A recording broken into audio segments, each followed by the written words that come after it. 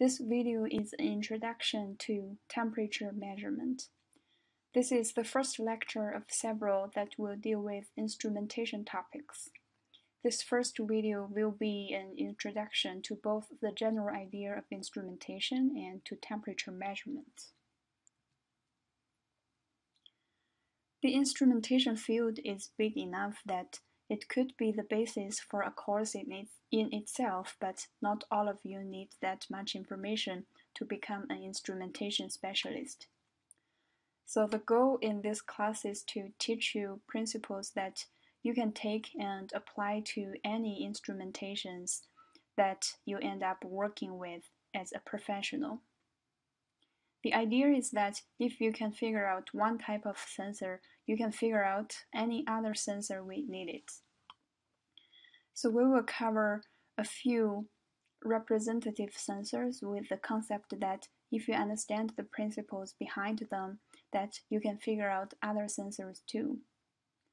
The instrumentation topics that we will cover over the next few lectures includes temperature sensors such as thermocouples, resistance temperature detectors, thermistors, and integrated circuits. We will also talk about strain gauges and Wheatstone bridge circuits. So our agenda for the temperature measurement lecture includes information about temperature standards, scales, properties used for measuring temperature, and 4 electrical-based methods for measuring temperature. Temperature is a fundamental measurement quantity like length, mass, and time. It is based on a thermodynamic temperature scale with absolute thermodynamic zero at 0 Kelvin and a triple point of water at 0.01 degrees Celsius. Remember that the triple point of a material is when the material is at gas, liquid, and solid forms at the same temperature. There are other defined temperature points, including water boiling at 100 degrees Celsius at 1 atmospheric pressure. The International Temperature Scale of 1990 defines over 15 different calibration points from -272 to 1085 degrees Celsius. Many of the temperatures based on the triple points of different chemical elements. The National Institute of Standards and Technology promotes U.S. innovation and industrial competitiveness by advancing measurement science, standards, and technology. One of the things that NIST does is to provide calibration references for many different measurements.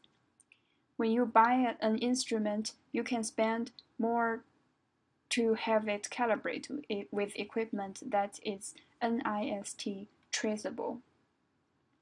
Within NIST, there is a thermometry group that creates, maintains, and disseminates capabilities to measure temperature and humidity traceable to NIST standards.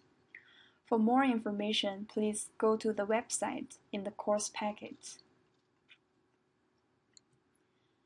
This slide shows 4 temperature scales. There are 2 absolute scales, Kelvin and Rankine. The common English unit scale is Fahrenheit and the metric scale is Celsius. There are many different ways to measure temperature.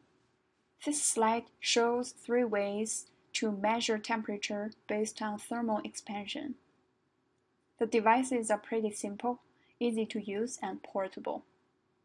Mercury Mercury used to be used in liquid in glass thermometers, but mercury spills from broken thermometers pose environmental and safety risks, so they were replaced by safer options.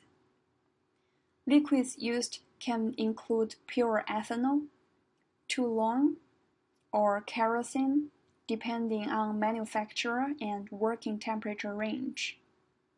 Since these materials are transparent, the liquid is made more visible by the addition of a red or blue dye. Bimetal temperature sensors are generally quite rugged, but they tend to be less accurate than many of the other types of temperature sensors. The principle of operation is based on two metals with different thermal coefficients of expansion connected in a way that a pointer on a dial indicates the temperature. Again, they are simple rugged devices but are not very accurate. Pressure-based temperature sensors are based on the ideal gas law, where the temperature change produces a pressure change that is used to indicate temperature. I just want you to be aware that these types of sensors exist.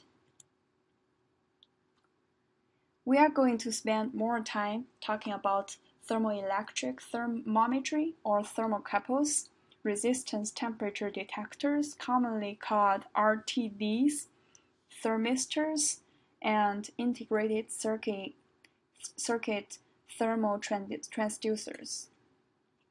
Here is a table listing 4 electrical properties and the corresponding temperature sensors.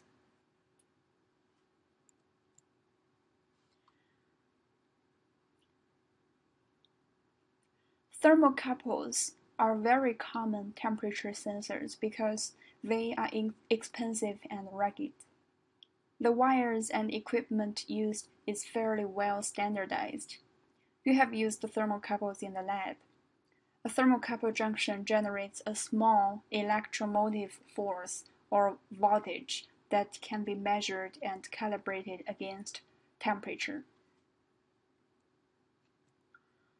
Resistance temperature detectors are fairly common too. They are based on the fact that the resistance of some metals depends on temperature. The resistance change is quite small, so a Wheatstone bridge circuit is used to convert the resistance change into a voltage change that can be more easily measured.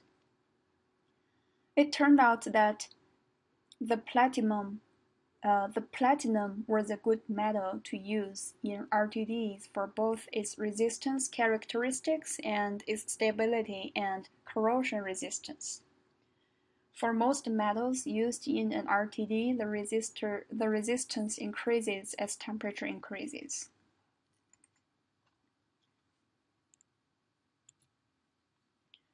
Thermistors are another device that has a resistance change as a function of temperature. Compared to the RTDs, thermistors have very large nonlinear resistance changes, so they tend to be used over small temperature ranges. While RTDs have an increasing resistance with increasing temperature, thermistors can have either positive or negative resistance changes depending on the thermistor material.